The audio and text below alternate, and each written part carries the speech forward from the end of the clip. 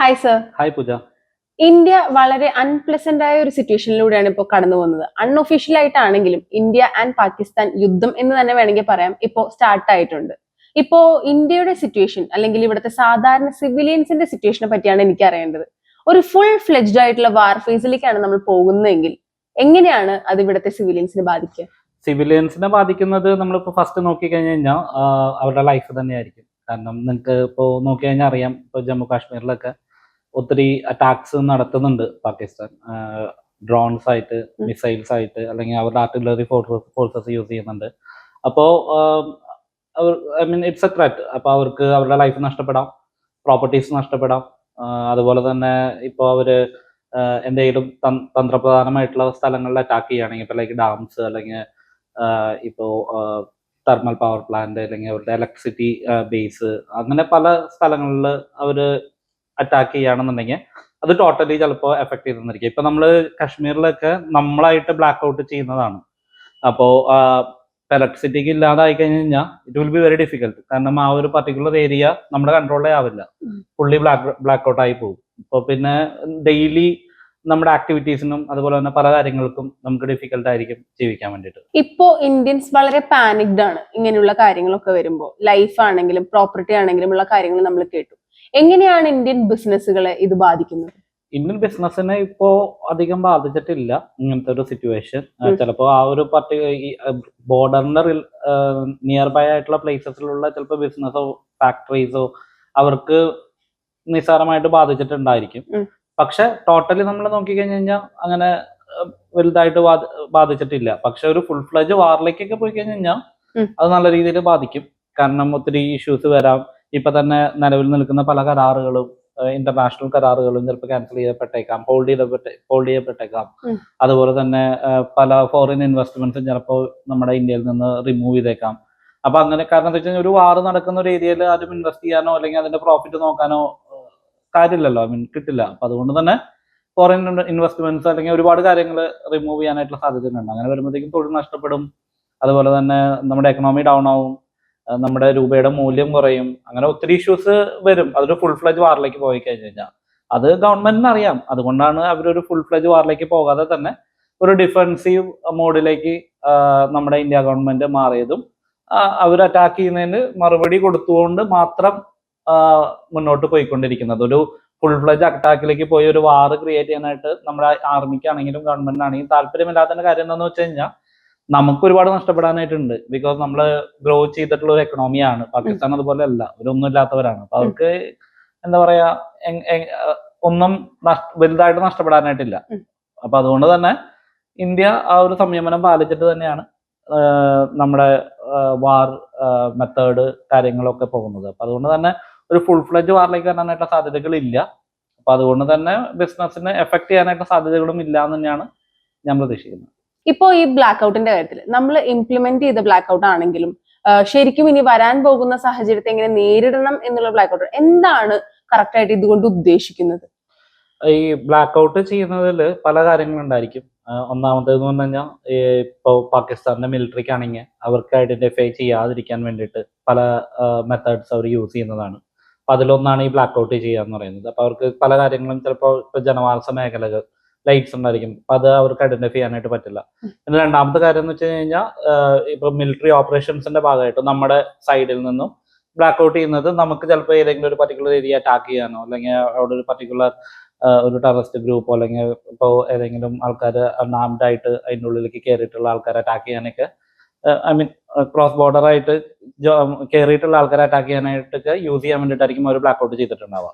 അപ്പൊ അത് strategic decisions ആണ്. ഐ മീൻ മിലിറ്ററി ചെയ്യുന്ന ഒരു സ്ട്രാറ്റജിക് ഡിസിഷൻസ് മാത്രമാണ് ബ്ലാക്ക് ഔട്ട് ചെയ്യാൻ നമ്മൾ ബ്ലാക്ക് ഔട്ട് ചെയ്യുന്നത്. ഓക്കെ. ഈ പാകിസ്ഥാൻ ഇതേപോലെ ഇന്ത്യ പോലെയുള്ള ഗ്രോ ചെയ്തുകൊണ്ടിരിക്കുന്ന അല്ലെങ്കിൽ ആ ഒരു പോയിന്റിലേക്ക് എത്താൻ ശ്രമിക്കുന്ന ഒരു രാജ്യമാണല്ലോ.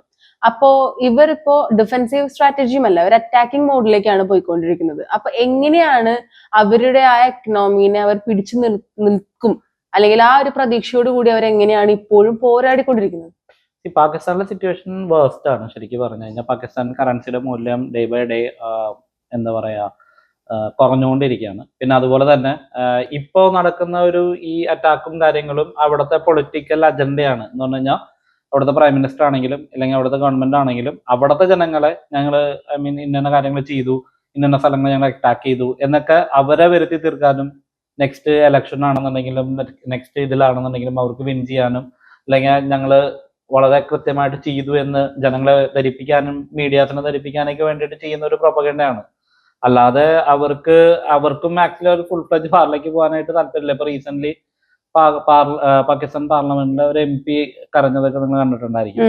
അപ്പൊ അതുകൊണ്ട് തന്നെ ആ ഒരു മോഡലിലേക്ക് അവർ പോകില്ല. പക്ഷെ സ്റ്റിൽ അവർക്ക് ഷോ ഓഫ് ചെയ്യണം. അവരുടെ രാജ്യത്ത് അല്ലെങ്കിൽ അവരുടെ മീഡിയാസിന്റെ അടുത്ത് അവർക്കും ഷോ ഓഫ് ചെയ്യണം, ഞങ്ങളും ആക്ച്വലി തിരിച്ചടിച്ചു ഇല്ല എന്നുണ്ടെങ്കിൽ അവർക്ക് നാണക്കേടാണല്ലോ. അപ്പൊ ഇതൊരു പൊളിറ്റിക്കൽ ഡ്രാമയാണെന്നാണ് ഞാൻ വിചാരിക്കുന്നത്. അപ്പോൾ കുറച്ച് ദിവസങ്ങൾ കഴിഞ്ഞ് കഴിയുമ്പോഴത്തേക്കും ഇപ്പൊ പല നേഷൻസും പല രാജ്യങ്ങളും ഇടപെട്ട് തുടങ്ങി. അപ്പോൾ വളരെ പെട്ടെന്ന് തന്നെ ഇത് സോൾവ് ആവും എന്നാണ് ഞാൻ പ്രതീക്ഷിക്കുന്നത്. ഇപ്പൊ രണ്ട് രാജ്യങ്ങൾ തമ്മിൽ ഒരു യുദ്ധം അല്ലെങ്കിൽ യുദ്ധമുഖത്തേക്ക് കടന്നു പോയിക്കൊണ്ടിരിക്കുന്നു. Can A third party interfere? Third പാർട്ടിക്ക് ഇന്റർഫിയർ ചെയ്യാൻ പറ്റും. ഇപ്പൊ നിങ്ങൾക്ക് കാണാൻ പറ്റും, US ഇന്റർഫിയർ ചെയ്ത് കഴിഞ്ഞു, സൗദി ഇന്റർഫിയർ ചെയ്യുന്നുണ്ട്, പല രാജ്യങ്ങളും ഇസ്രായേൽ നമ്മുടെ കൂടെ നിൽക്കാമെന്ന് പറഞ്ഞു. അങ്ങനെ പല രാജ്യങ്ങളും ആക്ച്വലി ഇന്റർഫിയർ ചെയ്യുന്നുണ്ട്, സപ്പോർട്ട് കൊടുക്കുന്നുണ്ട്. അത് ഓരോ രാജ്യങ്ങളുടെ ഇന്റർനാഷണൽ റിലേഷൻസ് വെച്ചുകൊണ്ടിരിക്കും. നമ്മൾ വിചാരിക്കുന്ന രാജ്യങ്ങളായിരിക്കില്ല ചിലപ്പോൾ നമുക്ക് സപ്പോർട്ടീവായിട്ട് വരിക, ചിലപ്പോൾ നമ്മൾ വിചാരിക്കുന്ന രാജ്യങ്ങളായിരിക്കും നമുക്ക് സപ്പോർട്ടീവായിട്ട് വരുന്നത്. അപ്പോൾ എല്ലാതും actually depends on the relations. Third party കൺട്രീസിന് എപ്പോഴും ഇൻവോൾവ് ആവാം. ഇപ്പൊ ചൈന പാകിസ്ഥാനെ സപ്പോർട്ട് ചെയ്യുന്നു. അപ്പോ ഓരോരുത്തർ ഓരോ ഭാഗങ്ങളിലേക്ക് ചേക്കേറുന്ന അല്ലെങ്കിൽ ഭാഗം പിടിക്കുന്നത് നോർമലാണ്. എല്ലാ വേൾഡ് വാർസിലും അല്ലെങ്കിൽ എല്ലാ വാർസിലും നമ്മൾ കണ്ടിട്ടുള്ളതാണ്. അപ്പോൾ അതുപോലെ തന്നെ ചില രാജ്യങ്ങൾ ന്യൂട്രൽ ആയിട്ട് നിൽക്കും. അപ്പോൾ തേർഡ് പാർട്ടി കൺട്രീസിന് ഇൻവോൾവ് അല്ലെങ്കിൽ ഇന്റർഫിയർ ചെയ്യാനായിട്ട് പറ്റും. ഒരു യുദ്ധം അല്ലെങ്കിൽ ഇങ്ങനെ ഒരു സിറ്റുവേഷൻ നമ്മൾ ആക്ച്വലി ഫേസ് ചെയ്യേണ്ടി വന്നാൽ ഇന്ത്യയുടെ കൂടെ നിൽക്കുമെന്ന് താങ്കൾ വിശ്വസിക്കുന്ന കൺട്രീസ് ഏതൊക്കെയാണ്? ഇപ്പൊ ഞാൻ പറഞ്ഞു കഴിഞ്ഞാൽ US നമ്മുടെ കൂടെ നിൽക്കുമെന്ന് നമുക്ക് തോന്നുന്നതാണ്. ശരിക്കും US അങ്ങനെ ഫുൾ ഫ്ലെജ് ആയിട്ട് ഇന്ത്യയുടെ കൂടെ നിൽക്കില്ല. റഷ്യ അതുപോലെ തന്നെ ഫുൾ ഫ്ലെജ് ആയിട്ട് ഇന്ത്യയുടെ കൂടെ നിൽക്കുമെന്ന് തോന്നുന്നതാണ്. റഷ്യ അങ്ങനെ ഫുൾ ഫ്ലെജ് ആയിട്ട് ഇന്ത്യയുടെ കൂടെ നിൽക്കില്ല. ഓൾറെഡി റഷ്യ യുക്രൈനായിട്ടുള്ള വാറിൽ ഇൻവോൾവ് ആണ്. That's another reason. ഇസ്രായേൽ 100% ഇന്ത്യയുടെ കൂടെ നിൽക്കും. അതുപോലെ തന്നെ ചില രാജ്യങ്ങൾ ഇന്ത്യക്ക് സപ്പോർട്ടീവ് ആയിട്ടുള്ളതുണ്ട്, അവരാണ് ഇന്ത്യയുടെ കൂടെ. ഒരിക്കലും നേപ്പാള് ഇന്ത്യയുടെ കൂടെ നിൽക്കും. അങ്ങനെ കുറച്ച് രാജ്യങ്ങൾ, വളരെ നമ്മൾ ഉദ്ദേശിക്കുന്ന രാജ്യങ്ങളൊന്നും ഇന്ത്യയുടെ കൂടെ നിൽക്കില്ല. മനസ്സിലായി? ഇപ്പൊ UK അല്ലെങ്കിൽ ഫ്രാൻസ് ചിലപ്പോൾ ഇന്ത്യയുടെ കൂടെ നിന്നെന്ന് വരാം. അപ്പോൾ ചില രാജ്യങ്ങൾ ഇന്ത്യയുടെ കൂടെ നിൽക്കാൻ സാധ്യതയുണ്ട്. പക്ഷെ നമ്മൾ വിചാരിക്കും US നമ്മുടെ കൂടെ ഉണ്ട്. പക്ഷെ അങ്ങനെയൊന്നും അല്ല. US ഒരിക്കലും ഇന്റർഫിയർ ചെയ്യാൻ സാധ്യതയില്ല. നമ്മൾ സപ്പോർട്ട് ചെയ്യുന്ന പോലെ തന്നെ പാകിസ്ഥാനെ സപ്പോർട്ട് ചെയ്യുന്ന ഒരു കൺട്രിയാണ് US. അപ്പൊ അതുകൊണ്ട് തന്നെ നമ്മൾ പ്രതീക്ഷിക്കാത്ത രാജ്യങ്ങളായിരിക്കും ഇന്ത്യയുടെ കൂടെ നിൽക്കുന്നതും. നമ്മുടെ പ്രതീക്ഷയ്ക്ക് വിരുദ്ധമായിട്ട് ചില രാജ്യങ്ങൾ പാകിസ്ഥാന്റെ സപ്പോർട്ടീവായിട്ട് പോകുന്നതും കാണാൻ പറ്റും. ഇപ്പോ ഈ രാജ്യങ്ങളുടെ ഇടപെടലിന്റെ കാര്യം നമ്മൾ പറഞ്ഞു. ഇങ്ങനെ ഒരു സാഹചര്യത്തിൽ ഏതൊരു രാജ്യത്തിനും എന്തും ചെയ്യാം എന്നുള്ളതാണോ, അതോ ഒരു സെറ്റ് ഓഫ് റൂൾസ് അല്ലെങ്കിൽ ഒരു റെഗുലേഷൻസ് അങ്ങനെ എന്തെങ്കിലും ഒരു കൺവെൻഷൻ അങ്ങനെ ഉണ്ടോ? നമുക്കൊരു ഇന്റർനാഷണൽ കൺവെൻഷൻ ഉണ്ട് ലോകത്ത് എല്ലായിടത്തും ഫോളോ ചെയ്യുന്നത്. അതിന്റെ പേര് ജനീവ കൺവെൻഷൻ ആണ്. അപ്പൊ ആ ജനീവ കൺവെൻഷന്റെ കുറെ set of rules and regulations ഉണ്ട്. എപ്പോഴും നമ്മളൊരു വാർ അല്ലെങ്കിൽ ഇങ്ങനത്തെ ഡിസ്പ്യൂട്ട്സ് ഒക്കെ വരുമ്പോഴത്തേക്കും അത് പാലിച്ച് പോകുന്നു എന്നുള്ളത് മാൻഡേറ്ററി ആണ്. അപ്പൊ അതില് പല കാര്യങ്ങളുണ്ട്. ഇപ്പൊ നമ്മൾ എന്താ പറയാ, ഒരു ഇന്റർനാഷണൽ ടെറിട്ടറി അല്ലെങ്കിൽ ആ ഒരു ബോർഡർ ക്രോസ് ചെയ്തിട്ട് നമ്മൾ അറ്റാക്ക് ചെയ്യാനായിട്ട് അങ്ങനെ സിവിലിയൻസിനെ അറ്റാക്ക് ചെയ്യാൻ പാടില്ല. നമ്മൾ അറ്റാക്ക് ചെയ്യുമ്പോൾ ആർമി അല്ലെങ്കിൽ ആർമി ബേസ് അങ്ങനെയുള്ള കാര്യങ്ങൾ മാത്രമേ അറ്റാക്ക് ചെയ്യാനായിട്ട് പാടുള്ളൂ. അതുപോലെ തന്നെ ഇപ്പോൾ പരിക്ക് പറ്റിയിട്ടുള്ള സോൾജേഴ്സ്, അവർക്കുള്ള മെഡിക്കൽ ട്രീറ്റ്മെന്റ്, അതുപോലെ തന്നെ അറസ്റ്റ് ചെയ്തിട്ടുള്ള പ്രിസണേഴ്സ് ബേസിക്കലി അവരെ എങ്ങനെ കൈമാറണം, ഇല്ലെങ്കിൽ ഒരു എന്താ പറയുക ആർമി പേഴ്സണൽ ഡെത്തായി കഴിഞ്ഞ് കഴിഞ്ഞാൽ ആ ബോഡി വിട്ടുകൊടുക്കേണ്ടത്, അങ്ങനെ ഒരുപാട് റൂൾസ് ആൻഡ് റെഗുലേഷൻസ് ഉണ്ട്. അതൊക്കെ ജനീവ കൺവെൻഷനിലാണ് രേഖപ്പെടുത്തിയിരിക്കുന്നത്. അപ്പോൾ അത് പ്രകാരം പാലിക്കേണ്ടത് രണ്ട് രാജ്യങ്ങളുടെയും ഉത്തരവാദിത്തമാണ്. ഓക്കെ, അങ്ങനെ പാലിച്ചില്ല എന്നുണ്ടെങ്കിൽ അതിനെതിരെ യുണൈറ്റഡ് നേഷൻസിൽ നമുക്ക് യുണൈറ്റഡ് ഇന്റർനാഷണൽ കോർട്ടിൽ പോകാൻ പറ്റും. അവിടെ നമുക്ക് നമ്മുടെ വാദം പറയാൻ പറ്റും. അപ്പൊ അങ്ങനെയൊക്കെ കുറെ പ്രൊസീജിയേഴ്സ് ആൻഡ് കാര്യങ്ങളുണ്ട്. അപ്പോൾ അങ്ങനെ ആർക്കും എന്തും ചെയ്യാവുന്ന ഒരു പാറ്റേൺ അല്ല. അതിന് ഇന്റർനാഷണൽ ലോസ് ആൻഡ് റെഗുലേഷൻസ് ഉണ്ട്. അത് പ്രകാരം മാത്രമേ പോകാനായിട്ട് പറ്റുള്ളൂ. വാറിലാണെങ്കിലും അതിന്റെ ഒരു പ്രോട്ടോകോളും അതിന്റെ ഒരു റൂൾസ് ആൻഡ് റെഗുലേഷൻസ് ഉണ്ട്. ഈ ഇന്റർനാഷണൽ കോർട്സിന്റെ കാര്യം പറഞ്ഞുകൊണ്ട് ചോദിക്കുകയാണ്. ഇതിനു മുൻപും ഇസ്രായേൽ പോലുള്ള രാജ്യവും പാലസ്തീനും തമ്മിലുള്ള ഇഷ്യൂ വന്നപ്പോൾ ഒരുപാട് കോർട്ട് ഓർഡേഴ്സ് ഉണ്ടായിരുന്നു. പക്ഷെ അത് ആക്ച്വലി പാലിക്കപ്പെട്ടിട്ടില്ല. ഇപ്പൊ ഇന്ത്യയും പാകിസ്ഥാനും ആ സ്റ്റേജിലേക്ക് എത്തിയിട്ടില്ല എങ്കിൽ പോലും ഇങ്ങനെ ഒരു ഇന്റർനാഷണൽ ലോ നിലനിൽക്കെ അല്ലെങ്കിൽ ഇങ്ങനെ ഒരു കോർട്ട് നിലനിൽക്കെ ഒരു ജഡ്ജ്മെന്റ് പാസ്സായാൽ അത് ഒരു കൺട്രി എത്രത്തോളം അത് അനുസരിക്കണം അല്ലെങ്കിൽ അത് ഫോളോ ചെയ്യണം, അതിന്റെ ഒരു റേഷ്യോ എങ്ങനെയാണ് വരുന്നത്? ഇതിപ്പോ നമ്മൾ നോക്കി കഴിഞ്ഞാൽ ഇന്റർനാഷണൽ കോർട്ടിന് ഒരുപാട് ലിമിറ്റേഷൻസ് ഉണ്ട്. അവർക്ക് പവർ ഉണ്ട്, പക്ഷെ ചില സ്ഥലങ്ങളിൽ അവർക്ക് ആ പവർ യൂസ് ചെയ്യാൻ പറ്റാത്ത, അല്ലെങ്കിൽ അവര് ജഡ്ജ്മെന്റ് പാസ്സാക്കിയിട്ട് ഇപ്പൊ നേരത്തെ പറഞ്ഞ പോലെ ഇസ്രായേൽ പാലസ്തീൻ യുദ്ധത്തില് ഇസ്രായേലിന് അഗെയിൻസ്റ്റ് ആയിട്ട് ജഡ്ജ്മെന്റ് അല്ലെങ്കിൽ ഇസ്രായേലിന് അഗെയിൻസ്റ്റ് ആയിട്ട് ഓർഡേഴ്സ് ഇന്റർനാഷണൽ കോർട്ടിൽ നിന്ന് പാസ്സായിട്ടുണ്ട്. പക്ഷെ സ്റ്റിൽ ഇസ്രായേൽ അത് കേൾക്കുന്നില്ല.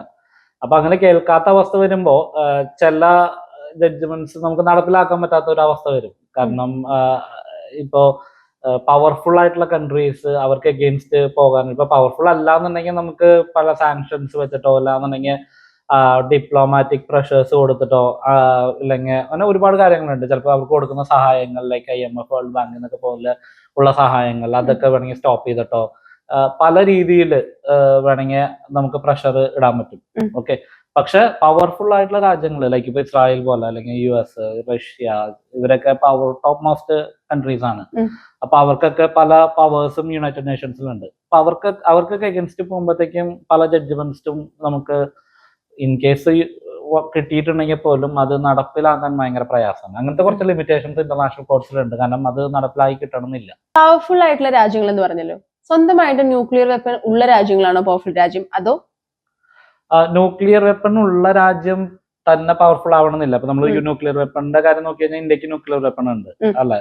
അപ്പൊ പക്ഷെ നമ്മൾ യുണൈറ്റഡ് നേഷൻസിൽ പോകുമ്പോൾ അമേരിക്കയ്ക്കോ അല്ലെങ്കിൽ റഷ്യക്കോ കിട്ടുന്ന ആ ഒരു വാല്യൂ അല്ലെങ്കിൽ ആ പവർ ഒന്നും ആക്ച്വലി ഇന്ത്യക്ക് ഇല്ല. ഇന്ത്യ അതിനു വേണ്ടി ശ്രമിക്കുന്നുണ്ട്.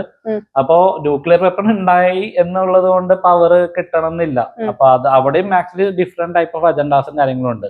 ഇപ്പൊ UK, ഫ്രാൻസിനൊന്നും ന്യൂക്ലിയർ വെപ്പൺസ് ഇല്ല, ബട്ട് സ്റ്റിൽ അവർക്ക് ആ ഒരു വാല്യൂവും പവറും കൊടുക്കുന്നില്ലേ. അപ്പോ ന്യൂക്ലിയർ വെപ്പൺ അല്ല ആക്ച്വലി ഒരു പവർ ഇന്റർനാഷണൽ ലെവലില് കൊടുക്കുന്നത്. ഈ പാകിസ്ഥാൻ ന്യൂക്ലിയർ വെപ്പൺ സ്വന്തമായിട്ടുള്ള ഒരു രാജ്യമാണ്. അത് വെച്ചിട്ടാണ് കൂടുതൽ ഭീഷണിയും കാര്യങ്ങളൊക്കെ മുഴങ്ങുന്നത്.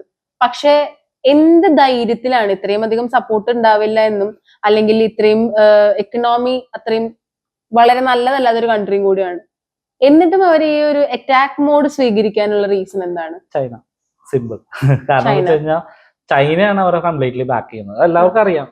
അത് എന്താ പറയാ, പരസ്യമായിട്ടുള്ള ഒരു രഹസ്യമാണ്. ഇപ്പൊ നിങ്ങൾക്ക് തന്നെ നോക്കി കഴിഞ്ഞാൽ അറിയാൻ പറ്റും, നമ്മുടെ ജമ്മു കാശ്മീരിന്റെ ഇന്ത്യയുടെ ശരിക്ക് നമ്മുടെ ഭൂപടത്തിലുള്ള ജമ്മു കാശ്മീരിന്റെ മേലെ കൂടെയാണ് കാരക്കോറം ഹൈവേ എന്ന് പറഞ്ഞിട്ട് ഒരു ഹൈവേ പാകിസ്ഥാനിൽ നിന്ന് ചൈനയ്ക്ക് പോകുന്നത്. ഈ ഹൈവേയിലൂടെ അവർക്ക് കംപ്ലീറ്റ്ലി എന്താ പറയാ ഈ വെപ്പൺസും അതുപോലെ തന്നെ എല്ലാ കാര്യങ്ങളും അവർക്ക് സപ്ലൈ ചെയ്യുന്നുണ്ട്. അപ്പൊ ആ ഒരു പർട്ടിക്കുലർ ഏരിയ ഫുള്ള് എന്ന് പറഞ്ഞാൽ നമ്മുടെ കാശ്മീരിന്റെ ടോപ്പ് ഭാഗം മുഴുവൻ പാകിസ്ഥാൻ ഒക്യുപ്പൈഡ് കാശ്മീരും, അപ്പുറത്ത് ഈസ്റ്റേൺ സൈഡിലുള്ള ഒരു ചെറിയൊരു ഭാഗം ചൈന ഒക്യുപ്പൈഡ് കാശ്മീരായിട്ട് കിടക്കുന്നുണ്ട്. അപ്പൊ ഇത് ഫുള്ളി ചൈനയും പാകിസ്ഥാനും കൂടിയിട്ട് എന്താ പറയാ ക്യാപ്ചർ ചെയ്തെടുത്തിട്ടുള്ളതാണ്. പാകിസ്ഥാൻ ക്യാപ്ചർ ചെയ്ത് ചൈനയ്ക്ക് കൊടുത്ത കുറെ സ്ഥലങ്ങളുണ്ട് ഗിഫ്റ്റ് ആയിട്ട്. അപ്പൊ അതുകൊണ്ട് തന്നെ അവര് പാകിസ്ഥാനെ കംപ്ലീറ്റ്ലി ബാക്ക് ചെയ്യുന്നത് ചൈനയാണ്. അതിൽ യാതൊരു സംശയമില്ല. ചൈനയ്ക്ക് ചൈനയുടേതായിട്ടുള്ള അജണ്ടാസ് ഉണ്ട്. അതിനു വേണ്ടിയിട്ടാണ് അവർ ഈ പരിപാടികൾ ചെയ്യുന്നത്. അതുപോലെ തന്നെ ഞാൻ നേരത്തെ പറഞ്ഞ പോലെ യുഎസിന് പാകിസ്ഥാനായിട്ട് വേറെ നേവൽ അല്ലെങ്കിൽ അവർക്ക് നേവൽ ബേസ് കാര്യങ്ങൾ പാകിസ്ഥാനിലുണ്ട്. അപ്പൊ ആ ഒരു കാര്യം കൊണ്ട് തന്നെ അവർക്ക് പാകിസ്ഥാനെ അത്രയ്ക്ക് അങ്ങോട്ട് പിണക്കാനായിട്ടും വലിയൊരു പിണക്കത്തിലേക്ക് പോകാനായിട്ടും അവർക്ക് താല്പര്യമില്ല. അപ്പൊ നമ്മളെ അനുകൂലിക്കുന്നതോട് കൂടെ തന്നെ പരസ്യമായിട്ട് ചിലപ്പോൾ നമ്മളായിരിക്കും അനുകൂലിക്കുന്നുണ്ടാവുക, പക്ഷെ അവരോടൊരു എന്താ പറയാ റിലേഷൻ യുഎസിനും ഉണ്ട്. അപ്പോ നമ്മൾ ഉദ്ദേശിക്കുന്ന പോലെ അല്ല ശരിക്കും കാര്യങ്ങൾ ഇന്റർനാഷണൽ റിലേഷൻസിലേക്ക് വരുമ്പോൾ. അപ്പോ ഈ പാകിസ്ഥാന്റെ ഫുൾ സപ്പോർട്ട് ഇപ്പൊ നിങ്ങൾ നോക്കി കഴിഞ്ഞാൽ അവരുടെ പല വിമാനങ്ങളും യുദ്ധവിമാനങ്ങളും മിസൈൽസും കാര്യങ്ങളും ഒക്കെ ചൈനയുടെയാണ്. അപ്പൊ ചൈനയാണ് ഫുള്ളി അവരെ ബാക്ക് ചെയ്യുന്നത്. ചൈനയുടെ സപ്പോർട്ട് കൊണ്ടും ചൈനയുടെ ആ ഒരു ഇതുകൊണ്ടാണ് എന്താ പറയാ ബാക്കപ്പ് കൊണ്ടാണ് പാകിസ്ഥാൻ ഇത്രയും ധൈര്യം ഇന്ത്യനെ അറ്റാക്ക് ചെയ്യാൻ വേണ്ടിയിട്ട്.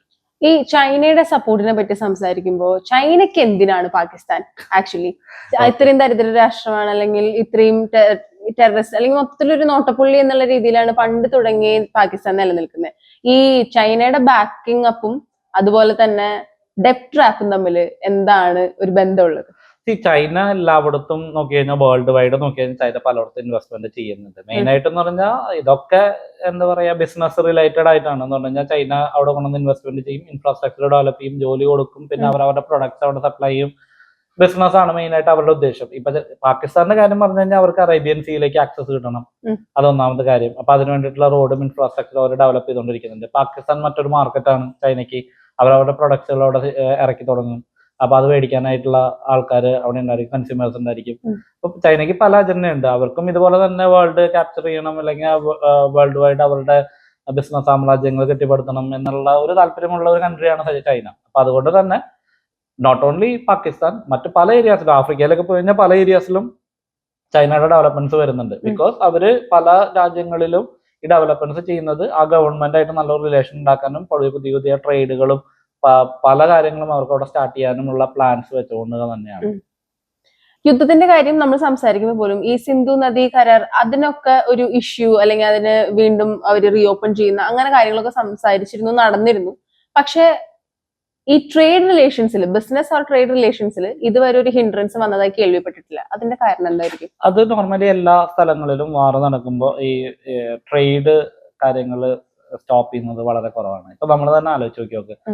ഇപ്പൊ ഇന്ത്യയിൽ ഒരു വാർ വന്നു, നമ്മൾ ഇന്ത്യ ഒരു ട്രേഡ് റിലേഷൻസ് സ്റ്റോപ്പ് ചെയ്ത് കഴിഞ്ഞിട്ടുണ്ടെങ്കിൽ ഒരുപാട് കാര്യങ്ങളെ എഫക്ട് ചെയ്യും. എപ്പോഴും ഒരു ട്രേഡ് റിലേഷൻസോ അല്ലെങ്കിൽ അതുപോലെ തന്നെ ട്രേഡ് റിലേഷൻസ് ഞാൻ പറയുന്നത് നോർമൽ ട്രേഡ് അല്ല, ഇപ്പൊ ബിസിനസ് റിലേറ്റഡ് ആയിട്ടുള്ള ഇപ്പൊ മൾട്ടി കൺട്രീസിൽ മൾട്ടിനാഷണൽ കമ്പനീസ് ഒക്കെ ഉണ്ടായിരിക്കും. അപ്പൊ അവര് തമ്മിലുള്ള ബിസിനസ് ഡീലിങ്സ്, ഇപ്പൊ ഇന്ത്യ പാകിസ്ഥാനും തമ്മിലുള്ള ചിലപ്പോൾ പല ബിസിനസ് ട്രാൻസാക്ഷൻ ഉണ്ടായിരിക്കും. അങ്ങനെ ഒത്തിരി കാര്യങ്ങളുണ്ട്. അപ്പൊ അവിടെയൊക്കെ ആക്ച്വലി സ്റ്റോപ്പ് ചെയ്യുന്നത് വളരെ കുറവായിരിക്കും. ബാക്കിയുള്ള കാര്യങ്ങൾ അവർ ഇപ്പൊ സിന്ധു നദി അത് അവർ സ്റ്റോപ്പ് ചെയ്തു, ഐ മീൻ വെള്ളം കൊടുക്കില്ല എന്ന് പറഞ്ഞു. പക്ഷെ അതുപോലെ തന്നെ ബിസിനസ്സിലേക്ക് പോകുമ്പോഴത്തേക്കും അവിടെ സ്റ്റോപ്പ് ചെയ്യുന്നത് അതൊരു ഫുൾ ഫ്ലെജ് വാറിലേക്കൊക്കെ പോകുമ്പോഴാണ്, വേഴ്സ്റ്റ് സിറ്റുവേഷൻ ഒക്കെ വരുമ്പോഴാണ് ലാസ്റ്റ് ഇറ്റ്സ് ഫൈനൽ അപ്രോച്ച്. ആ ടൈമിലേക്ക് ആയിരിക്കും ബിസിനസ് റിലേഷൻസും ബാക്കിയുള്ള കാര്യങ്ങളൊക്കെ സ്റ്റോപ്പ് ചെയ്യാം.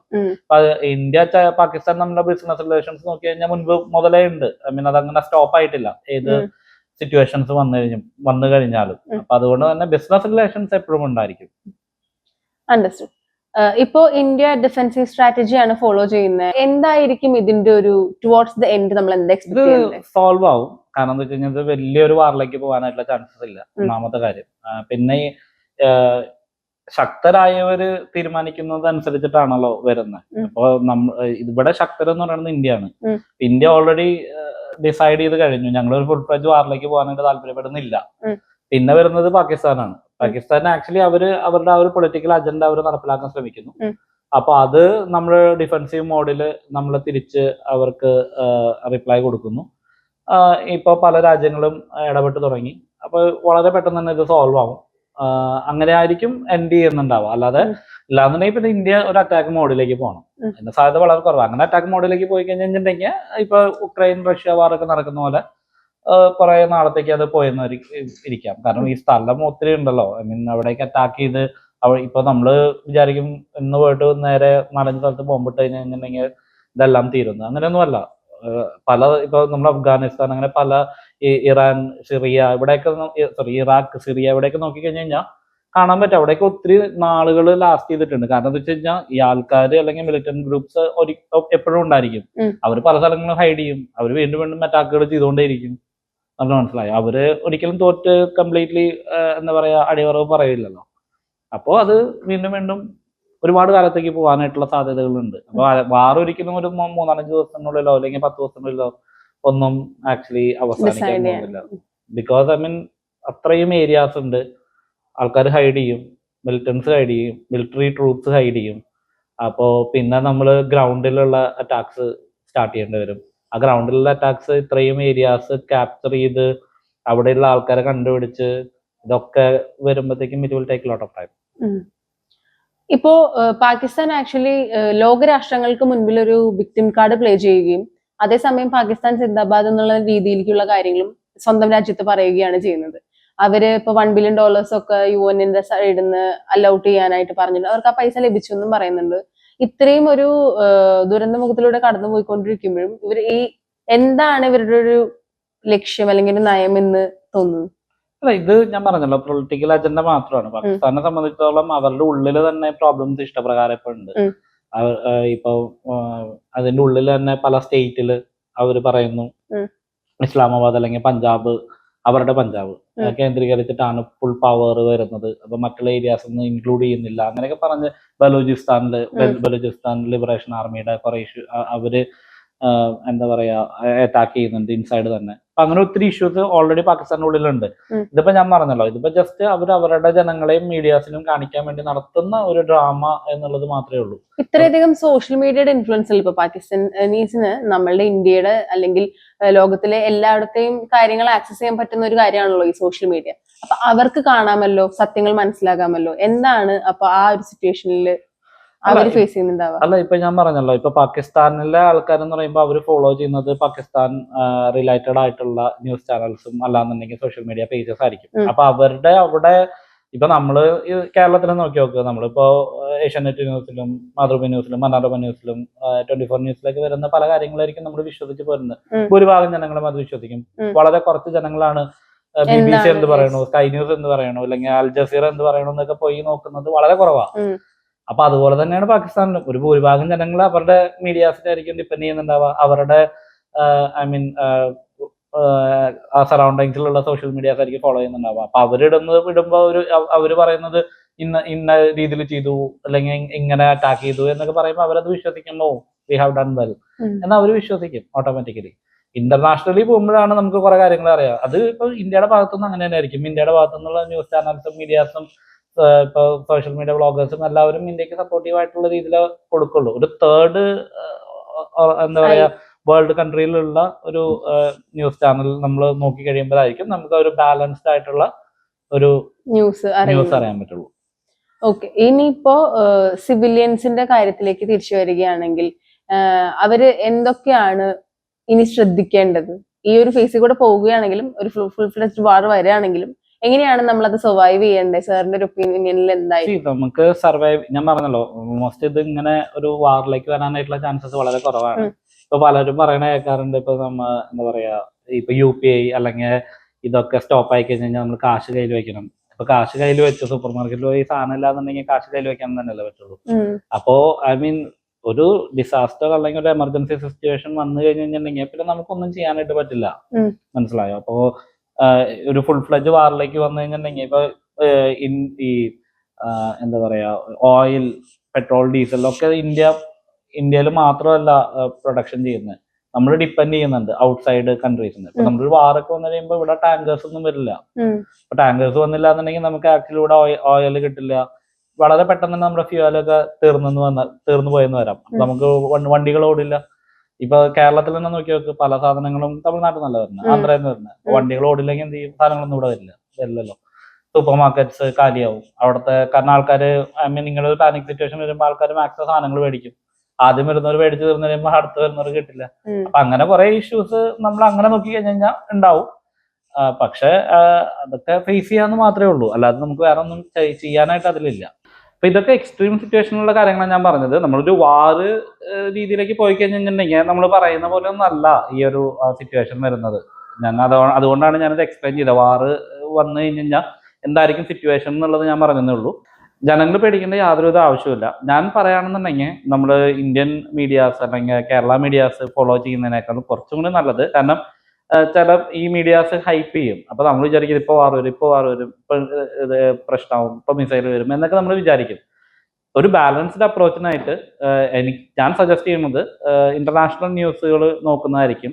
BBC-യോ അൽ ജസീറയോ അല്ലെങ്കിൽ സ്കൈ ന്യൂസോ ഒക്കെ നോക്കിക്കഴിഞ്ഞാൽ കുറച്ചും കൂടിയും ഒരു ബാലൻസ്ഡോ അല്ലെങ്കിൽ അതുപോലെ തന്നെ റിയൽ ആയിട്ടുള്ള ഒരു ന്യൂസ് നിങ്ങൾക്ക് കിട്ടും. അപ്പൊ നിങ്ങൾക്ക് മനസ്സിലാവും ഒത്തിരി പ്രശ്നങ്ങളില്ലാന്ന് മനസ്സിലാവും.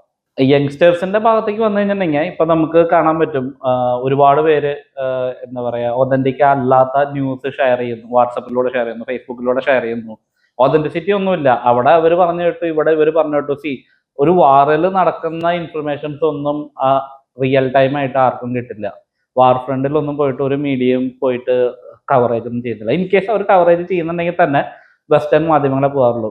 മലയാള മാധ്യമങ്ങളോ അല്ലെങ്കിൽ ഇന്ത്യൻ മാധ്യമങ്ങളൊന്നും ഞാൻ കണ്ടിട്ടില്ല അങ്ങനെ ഒരു വാർ സിറ്റുവേഷനിൽ പോയിട്ട് കവറേജ് ചെയ്യുന്നത്. കാരണം അത്രയും കവറേജ് എടുത്ത് പോകുന്നവരൊക്കെ വളരെ കുറവാണ്. അപ്പോൾ റിയൽ ആയിട്ടുള്ള ന്യൂസ് മീഡിയാസിന് കിട്ടുന്നില്ല എന്നുള്ള ഒരു സത്യം മനസ്സിലാക്കാം. അപ്പോൾ അവര് ഹൈപ്പ് ചെയ്ത് അവരുടെ റേറ്റിംഗ് കൂട്ടാനായിട്ട് പറയുന്ന കാര്യങ്ങൾ വിശ്വസിക്കാതിരിക്കുക.